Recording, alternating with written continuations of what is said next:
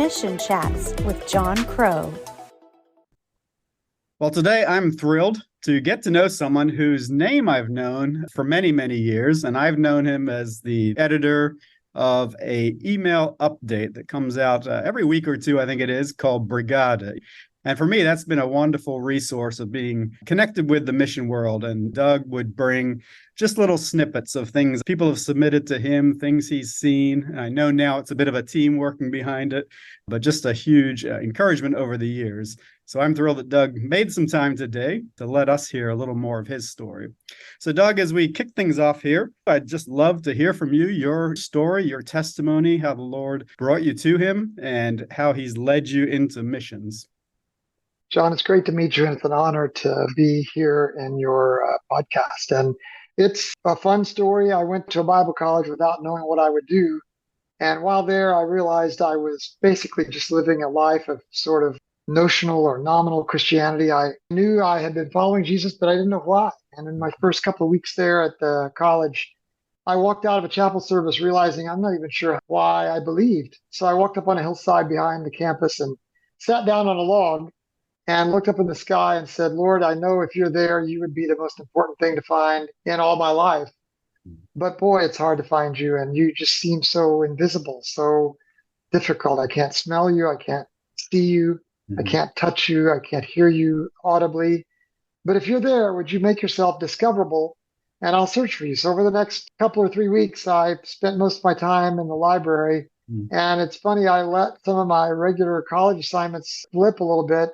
Because I was doing this assignment for a more important purpose. I was writing, in a way, it was like a term paper, John, why I believe. And in fact, I remember, like it was last night, pushing my chair back from the desk, putting that pages in a blue slipcover and putting the binding on the blue slipcover and putting it down on my desk. And it was a little term paper called Why I Believe. And I'm not sure I really proved that Jesus exists as far as a logical debate might go. But it sure felt like to me believing was a lot more believable. So I did decide after that, through some other means, a Bible basis segment of a missions course that I had to take, I decided to go into missions, went to South America and served there. And it was in that whole realm of serving in South America. I remember visiting a little shanty town where a lady named Carmen was about to die from double pneumonia. And in fact, the doctors had given her up to death and sent her back for one more day with her family. And then they were going to bring her back to the hospital to pass away. And a bunch of us gathered together in her little shack. And we prayed like never before that God would heal her. She went back to the hospital. And from what I was told, when her husband called 2 or 3 days later and said, the funny thing is, the doctors came in the next day and couldn't find any more infection in her. And the next day they came back in, couldn't find any infection. So they released her and stamped the thing unexplained. Wow. And now I'm here to tell you, he said, this is a miracle. And that's the place where the first church started for our team in Montevideo, Uruguay there. And it just kind of put a lasting imprint on me that Jesus really is there. It made it so that I wanted to follow with my life, and really everything else fell into place afterward. Team Expansion and eventually Brigada as well. So that's basically how I came to faith, John. Yeah. As I listen to your story, I can sort of relate because as a kid, of course, I think I had some prayers along the way and kind of imitating my parents' faith, I'm sure, and different things. But for me, it was, I guess, mid-teenage years when I came to the Lord for myself, as it were. It was a similar thing. I was by myself. I'd gotten into a bit of trouble at my boarding school and realized that, I was probably just putting on a show of being a Christian in some way, but really it wasn't a personal relationship. And so, yeah. I just sat with the Lord one evening and just committed my life to him, asked for his forgiveness. So it's neat hearing your story a little further along a few years later in your case, but yeah, pursuing the Lord for yourself and not necessarily in some sort of a revival or, a big experience type thing, but just a personal level. So that's right. Yeah, that's super encouraging. And I think as I had a look through the website of Team Expansion and read a bit of your story and kind of how it began in Uruguay for you, and I was excited to see that it came out of a prayer meeting, if I understood it, or at least a gathering of friends praying. That's right. Over the world map. And as I mentioned earlier, I worked with Operation Mobilization previously to this current church. And George Verne, Dale Roton, those guys, it was the same kind of thing that sparked their heart for missions. Wow. And especially international missions. Fantastic. So that was really a fun connection to see there. It is fun. And I think there were 8 of us in the dorm room next to mine in the men's dorm. Mm-hmm. And we were all on the floor with the map rolled out. Right. All of us had been taking the same kinds of missions courses and had all gotten excited in different ways. And so I suggested we write our names beside a different place where we'd like to go. And some ended up going, some not so much. But I guess I was the last one standing. And I got us together to pray every week. And it was really born out of that prayer meeting that Team Expansion started and has been focused on prayer ever since. We have about 380 workers now in 50 countries, and they all focus on disciple making in one form or another, DMM, and multiplying disciples and discovery Bible studies or 3/3 groups in hopes of starting movements. And we're working mostly in places where other people haven't gone, so it's by definition we're going to unreached people. So it's a lot of fun. Right. Yeah. And it's out of that the Brigada story started. Was 1995. Okay. And I was asked to be the president, I guess you'd call it, of a national convention for missionaries. It's called, appropriately enough, the National Missionary Convention. It later became ICOM, International Conference on Missions. And so while serving as the president of that, I was having trouble finding information about what parts of the world were still unreached. I had read some of these little books that World Vision put out in their little division called MARC, M-A-R-C. And it was called Unreached People's Annual Book. And that fascinated me. And I thought, surely there's a way to discover which one of these groups has now been reached and which one are still to be unreached. And there was a real dearth of information about it. We were in the middle of a campaign called AD 2000 and Beyond. Right. And I remember contacting the head of that. His name was Luis Bush. And I remember saying, well, what kinds of resources are there for this? And he wrote me back and he said, that's one of the problems. We can't get good information on this. Would you like to come to a meeting in Colorado Springs where we're going to work on this? Okay. And I said, yeah, my idea is simple. I just like to start putting out a weekly newsletter on this. And I sent him a proposal as the first kind of edition. And that proposal's on the Brigada website, Brigada, Brigada. It's a Spanish word for brigade. It also works in Russian and Tagalog and a bunch of other languages. This word Brigada, it sort of means a brigade that would pass buckets to put out a fire of a burning house. Right. And the idea was, let's just all work together and pass around the information. Hopefully we'll learn which house is still on fire and where we need to send the water, Yep. And it started with that get together in Colorado, and it went on from there. Fortunately, out of that gathering came JoshuaProject.net. And that made some things easier, not everything, but it made a lot of things easier. Dan Scribner and others were at that meeting, and that made things easier. So eventually, Brigada became sort of a weekly newsletter to focus on information, resources, trends, basically anything that would help the global cross-cultural worker to get his or her job done among the unreached. So sometimes it's some kind of a cool tool to use when you're traveling. Sometimes it's a conference where you can learn about media to movement. Sometimes it's a new release of a particular version of Zume or whatever. It's just a bunch of resources. Eventually, we kind of landed on 10 per week. And a lot of people pitch in so we can have money for a server and money for a part-time assistant to help with this. And it's gone on now since 1995. How about that, John? It's been a lot of incredible. fun ride, huh? Yeah, that's right. When did you start reading it, John? As far as you remember, when did you start? Yeah, I'm trying to think back there. So I joined OM ship Logos 2 in 96, the fall of 96. I don't know if I was already reading it at that point or if while I was on board, I came across it and started reading. And, that was back in the days on the ship, at least, email. They used to print it out and put it in a mailbox for you. It was kind of how limited the access was. And, we had to book a time slot on a computer to write an email. But I do remember there reading a few years into it, I guess it was at that point. But yeah, that's kind of my first recollections. Yeah. And so over the years, been receiving it and always enjoyed, seeing and learning about different factors and things affecting world missions. And so you're very kind to encourage. So that's been a lot of fun. And so I'm excited to speak with you and share some of that story. And people in the missions community but haven't heard of that, they can find it at brigada.org and sign up there. Right, exactly. Yep. So, and it's free. There are 3 little blanks, name and email, basically, that you put up there. It takes less than 30 seconds to sign up, and you don't get spammed. There's no list that we sell to. Your information is never passed on to anybody else. It's just one email a week ever, Exactly. and that's it. Yep, and I can definitely confirm that. It's a one-way Great. thing with a free email update every week. If you're Great. listening to this and you've never checked that out, highly recommend it and encourage you to take a look. And I think in more recent years, you've kind of tied it back to the website where people can add That's right. comments and feedback on topics and items. Yes.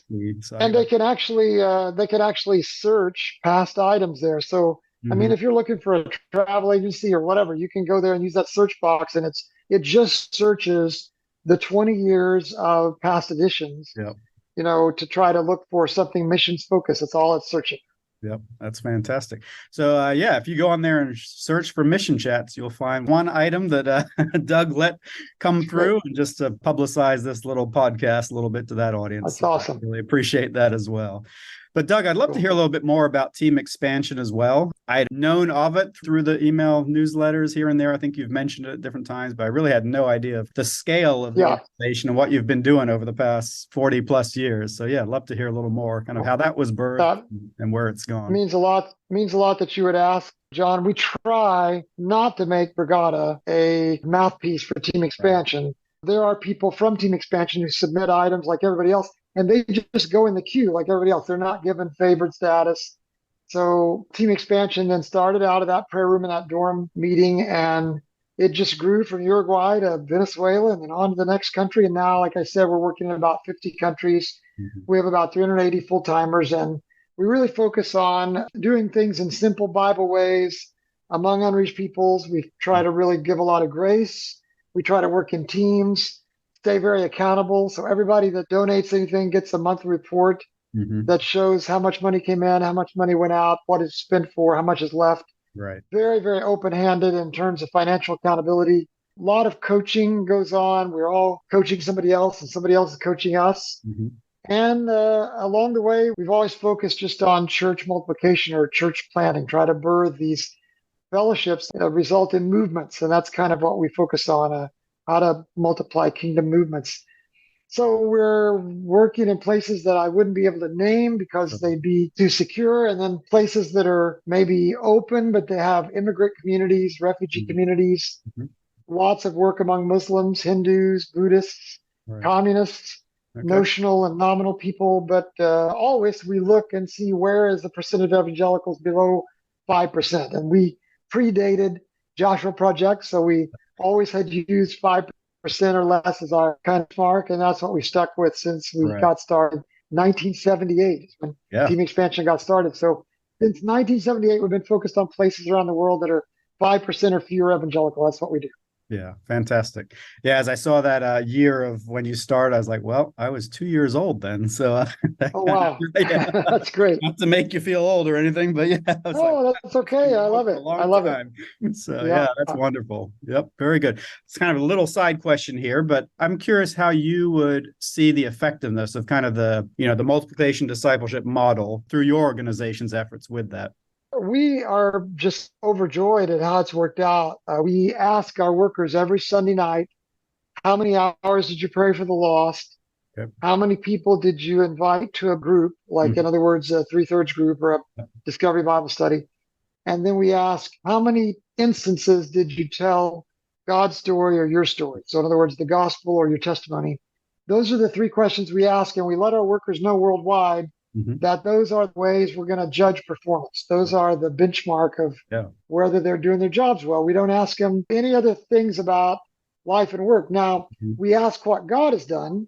We ask how many baptisms have taken place in your field this year, how many groups got started, how many groups are meeting currently, and what's the total number of people that are meeting those groups. And we make it clear that that's a different set of questions because those questions are focused on what God's doing in your place. But what we're asking you to do are those first three questions. So I'm looking here at our little dashboard, and it's updated real time as people send in those answers to those real time questions. And we just use Disciple Tools, which is a very simple, easy to use, free online metric tool that helps people keep track of their disciples and as they grow, how they can gather those together in groups. We just use a prompt now that's available in Disciple Tools. In fact, the people at Disciple Tools allowed us to contribute to pay to develop this prompt so that we could use it with our org.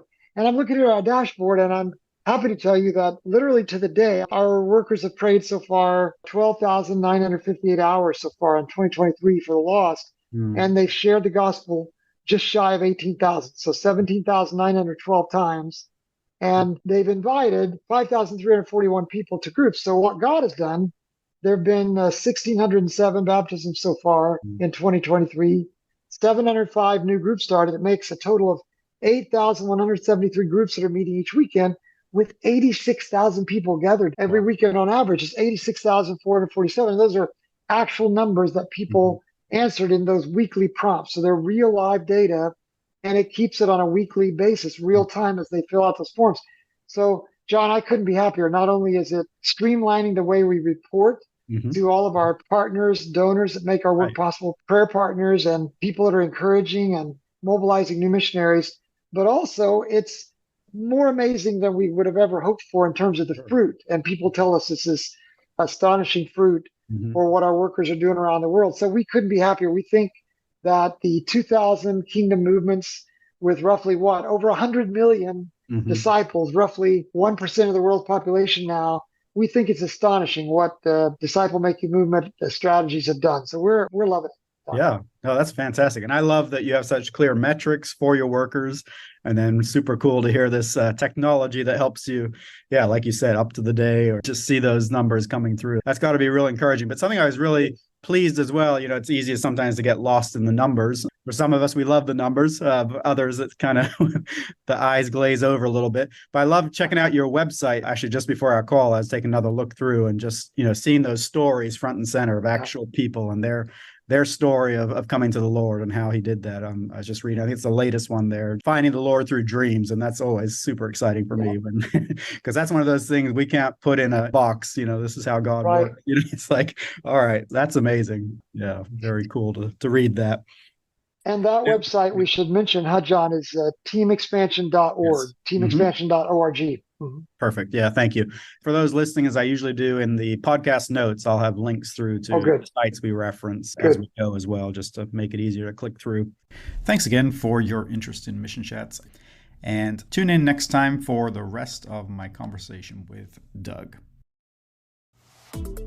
Find us online at missionchats.com